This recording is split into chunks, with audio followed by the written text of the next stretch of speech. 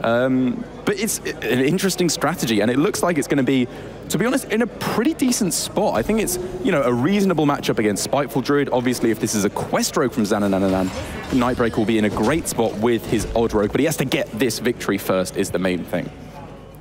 Not poorly positioned whatsoever. I think when you do compare it directly to Quest Rogue, it is difficult to warrant not bringing that Quest Rogue. Yeah. But when you do slot in the Odd Rogue into your overall lineup, if you have a very aggressive strategy, it seems to fit right in. So now I'm almost questioning, what is Nightbreaker's Warlock? Could you think it's Zoo? Oh. I don't know. I'm sure it's not. Surely not. I have thoughts. What, so he could bring 4 kind of board-based aggressive decks, obviously with his Paladin being banned as well. It kind of makes sense, but the thing is, in Last Hero Standing, like, that would be a lot more effective in Conquest because then you are hard targeting the Quest Rogue. That's kind of the point of your lineup. But obviously in Last Hero Standing, once a deck loses, it's gone. So it's, you know, you can't hard target one deck. It's about trying to make one deck that sweeps your entire opponent's field, which I don't think Odd Rogue is in a particularly good spot to do. No. No, I would agree with that. For me, it's kind of in the same spot as Control Mage, where, like, when you hear someone talk about it, it makes perfect sense, because you're like, it's got reasonable matchups against this, good against this, there's a point to bringing it. But in terms of the actual power level of the deck, I don't think it's quite good enough to be bringing to a tournament. You want to bring those decks that just sometimes hit the nuts and completely blow out their opponent, like we saw in the previous match with Vince versus Savat. That Druid hit it 3 times in a row and absolutely destroyed those matchups. This Odd Rogue is very powerful, but I don't think it does anything that is particularly insane. Whereas Spiteful Summoner on turn 6, Kalistith on turn 2 is pretty crazy. However, in this particular matchup, Spiteful on 6 is not what you're looking for, you know. A giant body is obviously good. You can start moving towards reverse lethals. And to be fair, Nightbreaker has not accrued that much damage thus far. It's been a pretty slow start, even though he's filled out his mana very efficiently. The cards that Zananananan is going to be looking for are cards like this, Druid of the Claw, Saronite Chain Gang, Tar Creeper. Those powerful taunts that you can throw in your opponent's way start to weaken them a little bit, because obviously the value in an Odd Rogue deck is incredibly low. They are going to run out of steam very quickly indeed. And Zananananan does need to be very aware of a potential Vilespine Slayer. Very true. In response to that Spiteful Summoner, Nightbreaker does have that as an answer to anything that may be summoned from that Spiteful Summoner, including Tyrantus. That could be pretty good. It could be pretty good. Pretty good indeed.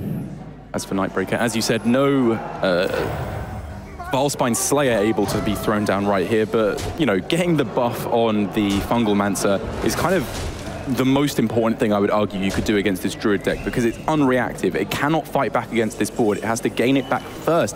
However, cards like Mind Control Tech are a pretty good way of doing so, which is why I love the hesitation here from Zananananan. Maybe shouldn't even have picked up that card at all, because when your opponent snap picks a card on turn 6 as Spiteful Druid, there's not much it could be. Whereas going for Druid of the Scythe into Mind Control Tech with a little splash of luck to get a good minion off of it feels way more powerful in this situation. Zananananan was sold on playing that Spiteful Summoner, and then that Mind Control Tech was pretty much, I think, the only pickup he could have found that tempted him. But he ended up going for that initial Spiteful Summoner, hits the Emrys, and Nightbreaker may have to clean this up using his own board state. There's no Vilespine, and there's nothing to combine along with it. Excuse me, are you condoning trading with Odd Rogue? You know, this is so embarrassing. Don't put words in my mouth, Derek. I would never suggest such a thing. There is one place in this matchup. There is one place. Okay, but we're going into turn 7. Yes, that is true. Malfurion the Pestilent it's like pretty good. It's a pretty good card. It's like pretty defensive. Yeah. I'm just saying. I mean, I'm not just saying, but.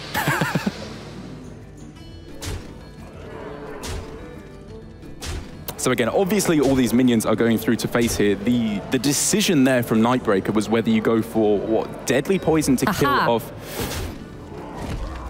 to kill off the Spiteful Summoner, or he could have gone for Blink Fox. So the benefit of this play is obviously only the Emrys can attack into the Tar Creeper, which is fantastic for you, because that's a huge chump blocker you're throwing in the way to finish your opponent off on one of the subsequent turns.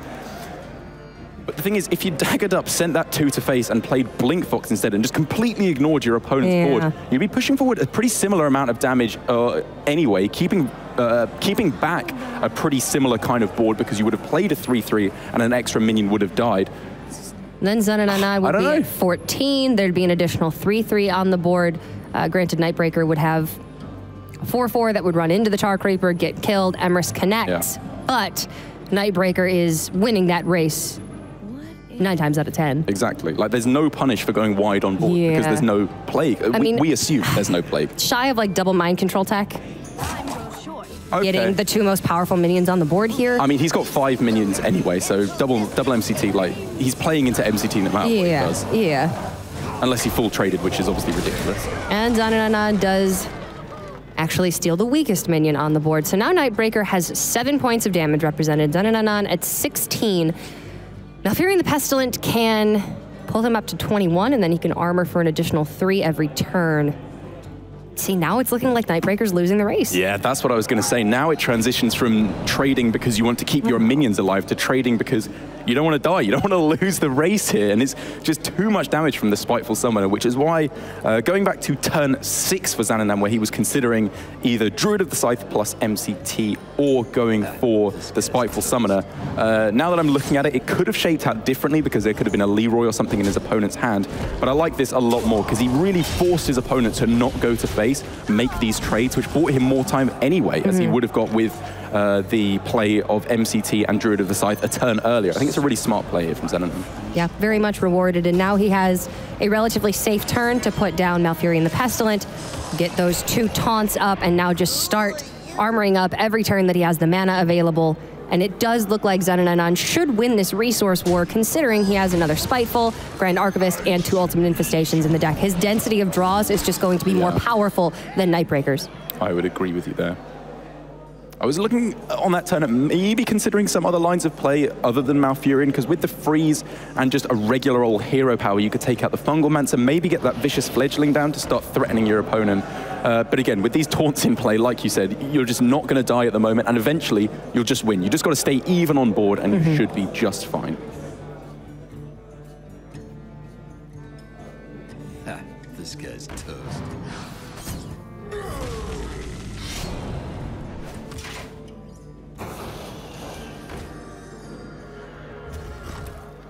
I mean, this is still a really wide board for Nightbreaker.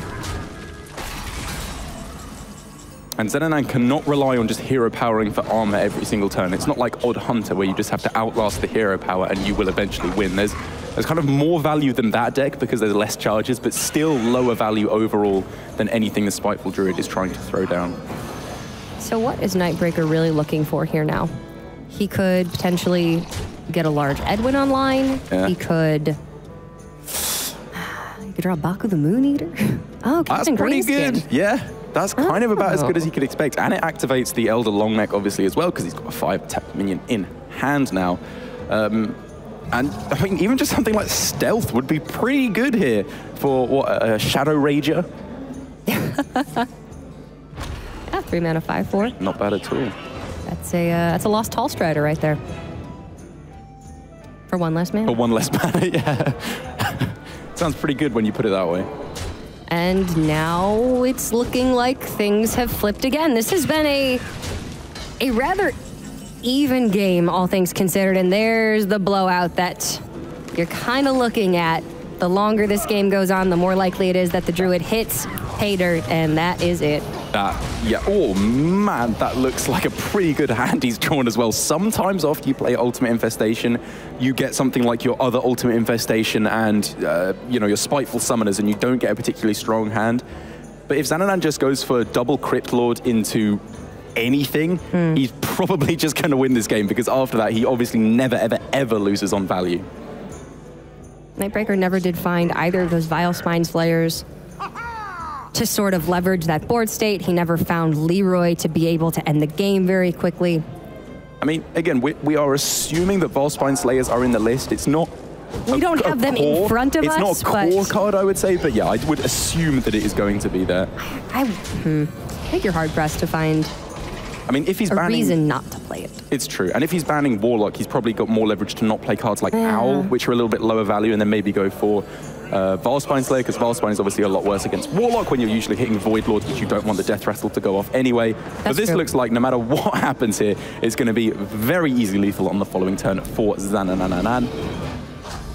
As just to rub a little bit of salt in the wound. Who doesn't like dinosaurs, you know? Maybe Nightbreaker was like, hey, Nightbreaker, Jurassic World 2's coming out pretty soon. Just wanted to give you a little reminder.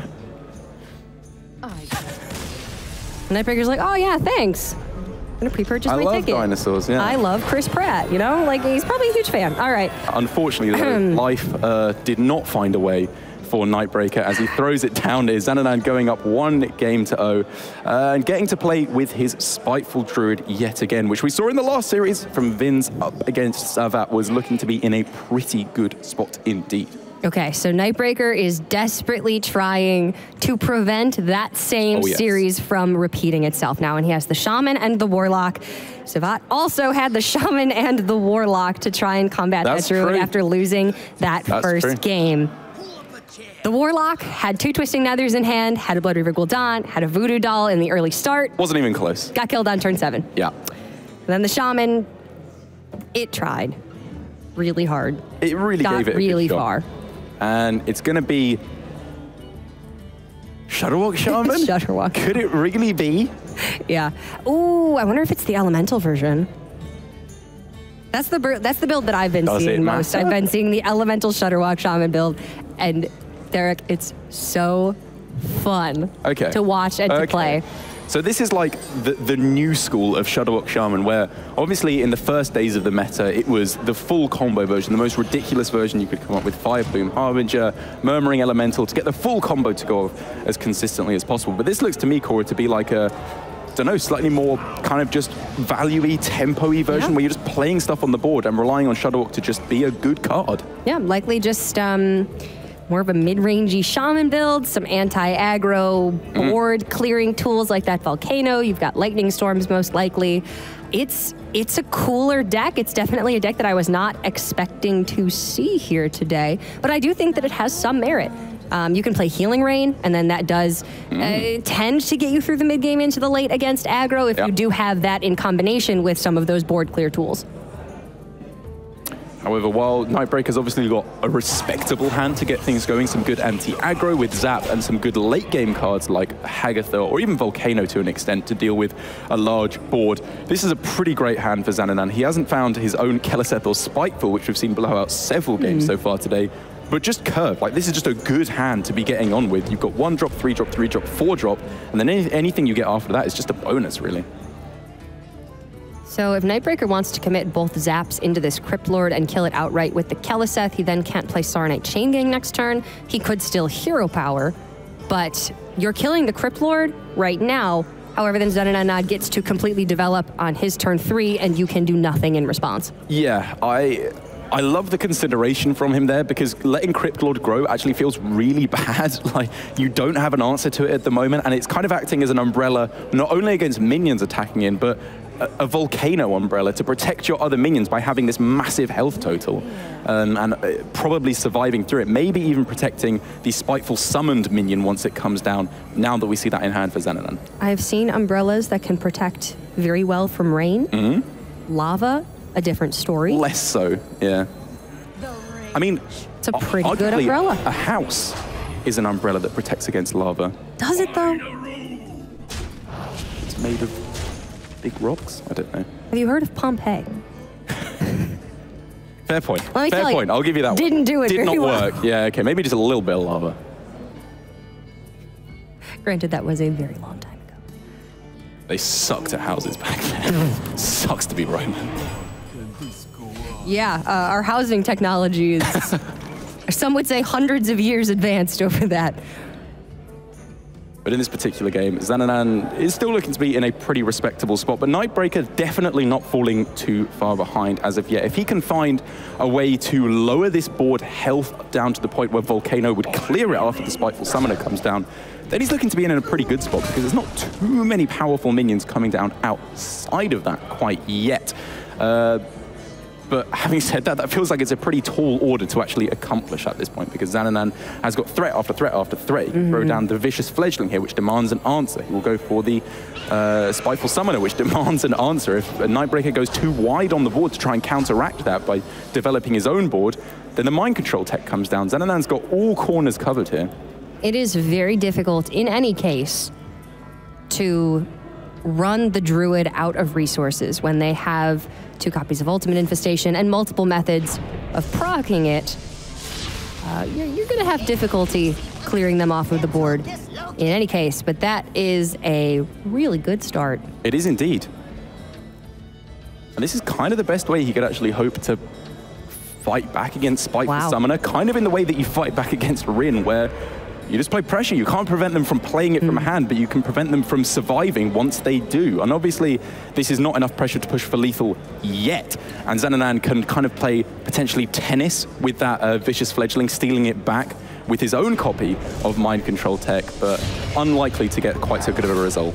It is sort of the modern day version of that Reno Jackson blowback. You get Reno down, you go up to 30, but your opponent has so much on board that they just end up killing you right through it. This is not maybe as extreme of a scenario, and I don't think by any means that if Zanananan puts down that Spiteful next turn, he's out of the game. In fact, he's probably just going to be ahead on board now that he has stolen that upgraded Mind Control tech. But going into the later turns of the game with both Volcano and Hagatha and now Kalamos, if that were activated, Nightbreaker's got 3 very effective board clears in hand. That's right, and that's the thinking for Nightbreaker, isn't it? Is that he doesn't have to be leading on the board. If he's just in a decent spot on board, that's good enough for him here. He wasn't expecting to be ahead on board at this point, so the fact that he is even at least is a very good point for him, as Zanananan cannot wait to throw down that Spiteful Summoner. No matter what happens, nothing is changing his mind here. He's getting that clicking finger ready, making sure the mouse works okay. Everything checks out. 6 mana, yep. Tick. Doesn't have both Ultimate Infestations. Tick. Tyrantus. Tick. He hopes. Honestly, Tyrantus or Deathwing, actually Ultrasaur here may be the best. It has the highest health total. I generally find in the Spiteful decks that Ultrasaur is very rarely better than one of the 12/12s, because the difference between 12 and 14 health is not that much, but 7 and 12 attack is huge. That's like maybe an extra like turn 5. Your opponent does not have. It's literally 5, actually. Like 5. Yeah. It's like 21 versus like 24. I can't tell if you're SpongeBob memeing me or not. But he does get the Ultrasaur there, and like you said, the difference between 12 and 14, not all too important. It's just a minion that's not going to die anytime soon unless a Hex comes down. There's just too many stats on the board regardless. Yeah, exactly. And that's the main point, isn't it? Volcano is not clearing this board no matter what shakes out here. And with that Ultrasaur on the board, if Nightbreaker even went for Volcano this turn, it's likely that the Ultrasaur would soak up enough damage that even the other minions on Zananan's side of the board probably would live too. Witchwood Piper draws the lowest cost minion in the deck, probably Firefly? Firefly, yeah, that's what I'm thinking as well. So he could Witchwood Piper and Firefly this turn and set up for Kalamos. That's what I'm looking at as well, and then go Kalamos for 12 healing, I guess, just to buy him another turn. One of the best ways, though, to use that Firefly is to get Hagatha down and then to play Firefly Flame Elemental just for 2 spells. I think that's a bit too greedy here. I think he has to survive. Like, step 1 is just survive, and then Hagatha, he just has to hope that the draws off the top will be enough anyway to keep him in the game.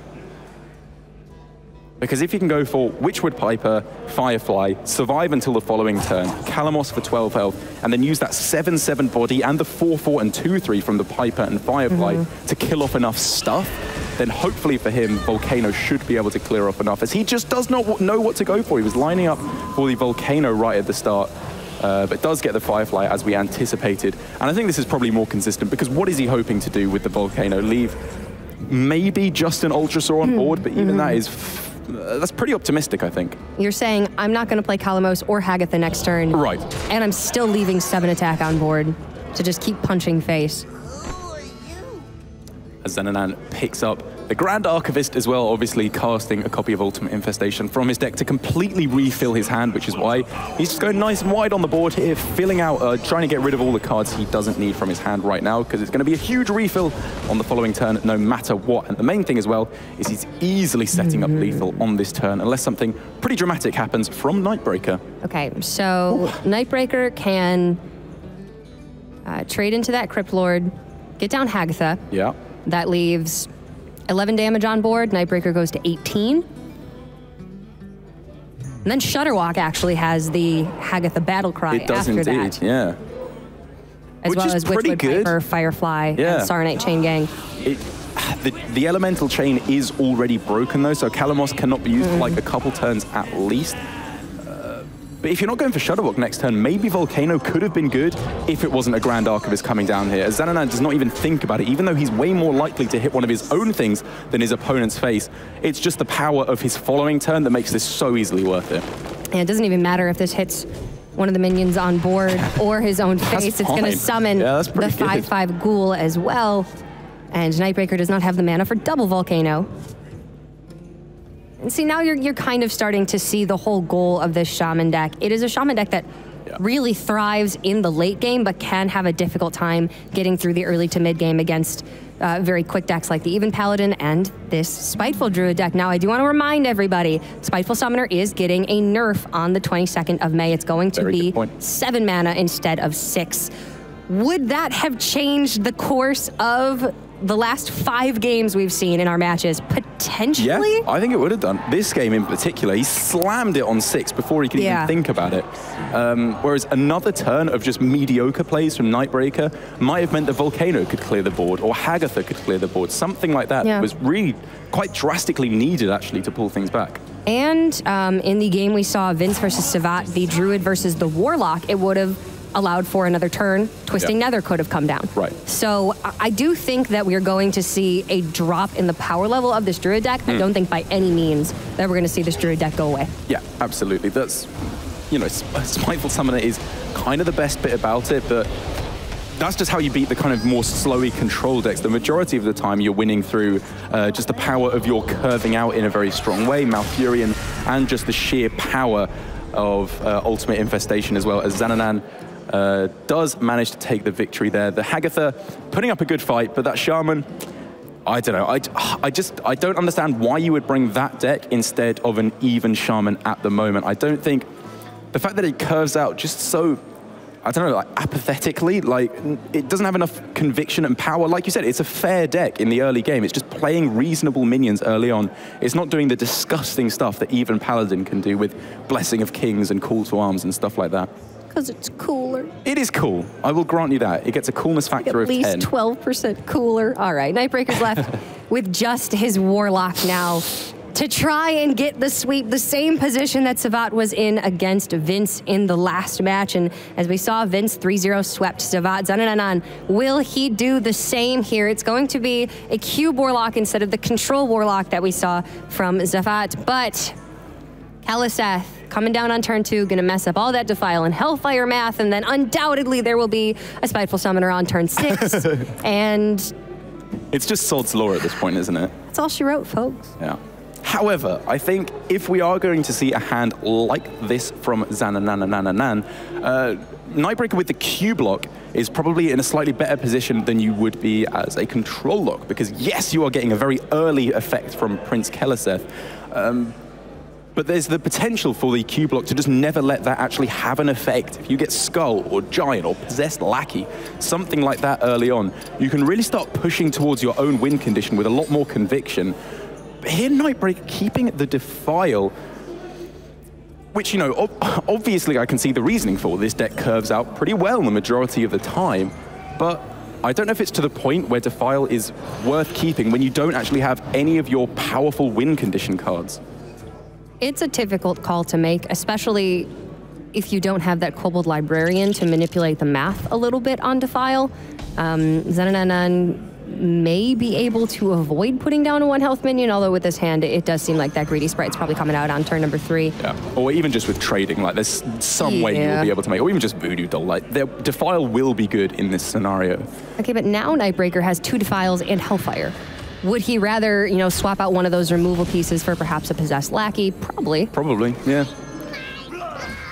The thing is, though, to point out here from Nightbreaker, though we saw a cube, this deck is not necessarily either cube or control quite yet. We have seen a fair few control warlocks with cube thrown in there. It sometimes makes an appearance because going for cube and Dark Pact on a Voidlord is obviously tremendously powerful against the aggressive decks. You're just never going to be losing those kind of matchups. But with the Doomguard picked up off the top, I was kind of thrown into confusion a little bit with the Plated Beetle, which tends to be more of a control warlock card, but obviously has its spot in the cube block decks as we see here.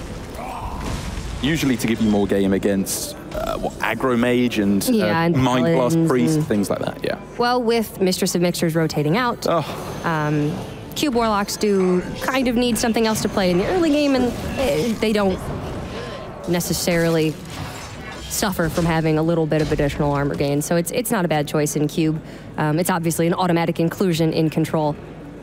Zananananan. In this position, I think pretty much just has to pray that the Karma Police are not playing too close attention here, because a pickup of Ultimate Infestation off the top would be, I think, a very fair top deck, considering how Spiteful Druid has been doing so far today.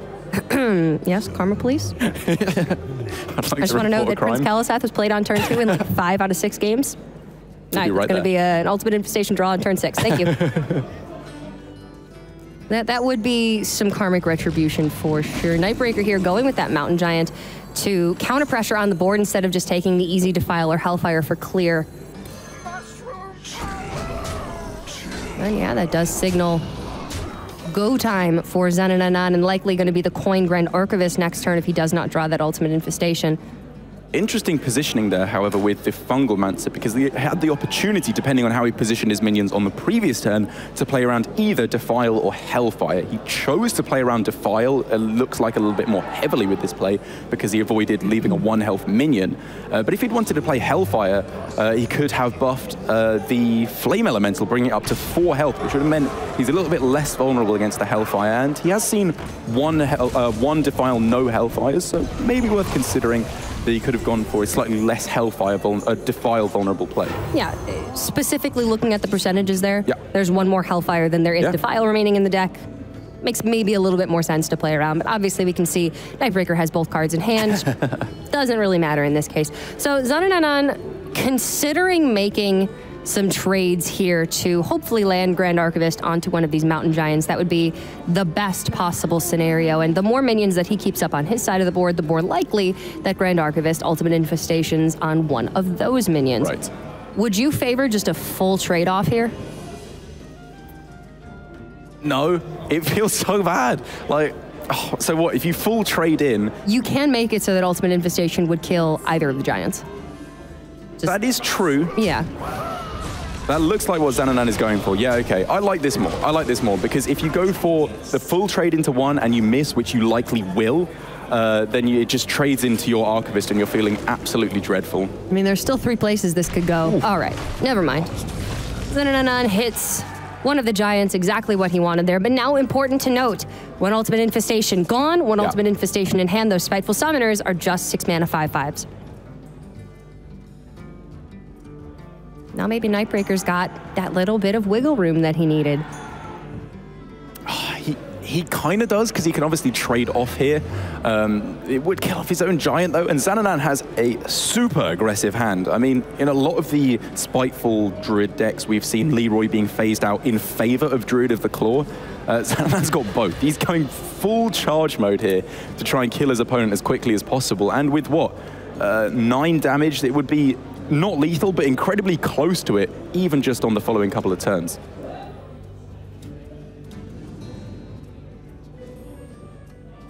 I want to say that Spellstone hasn't been upgraded yet.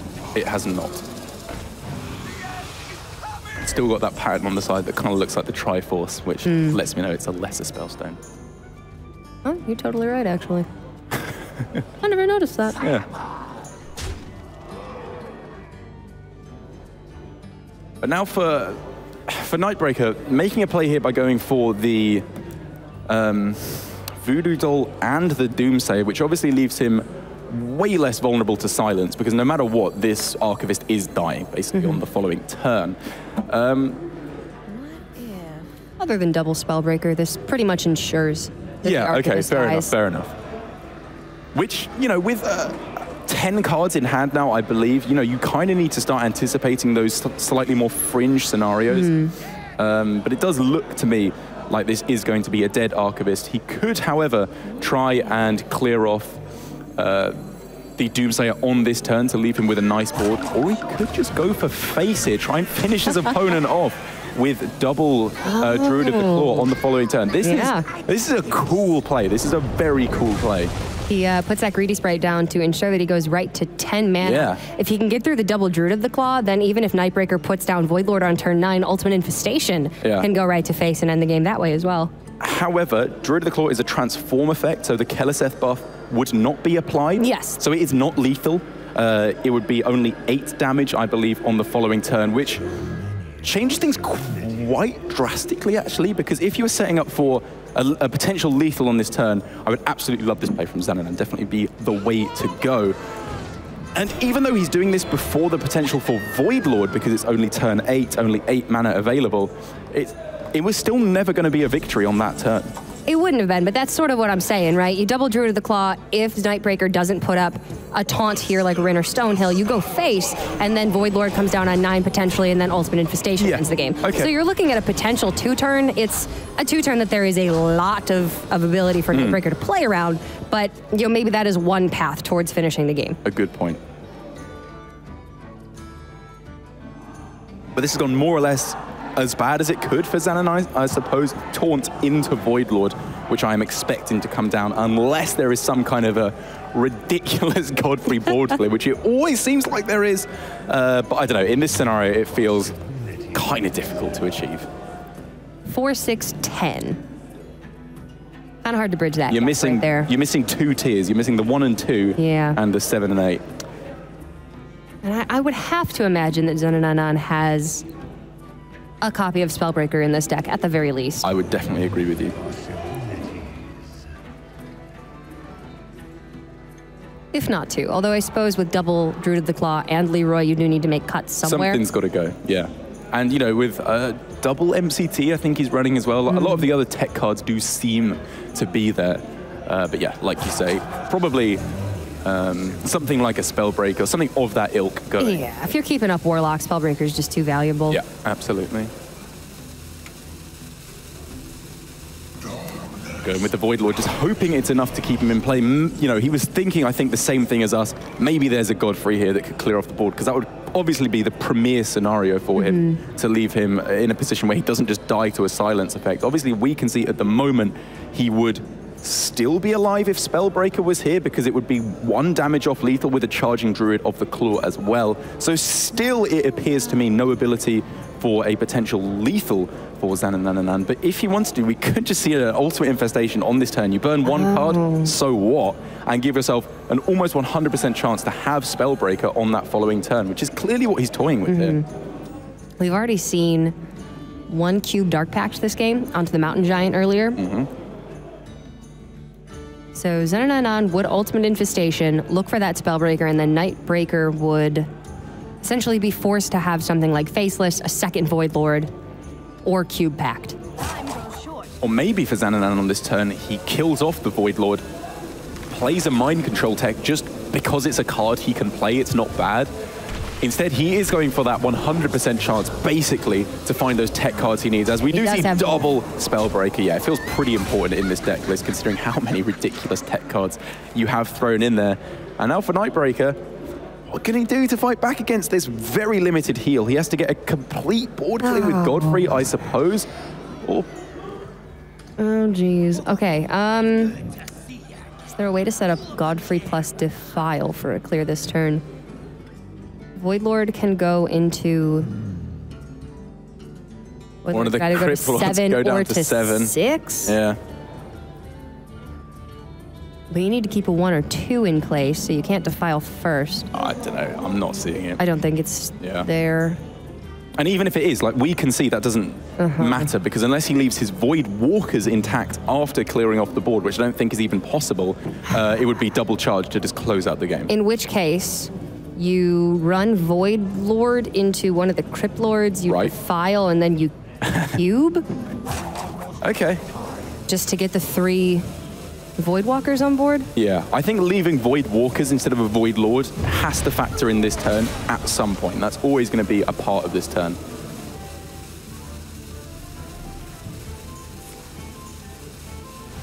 Oh.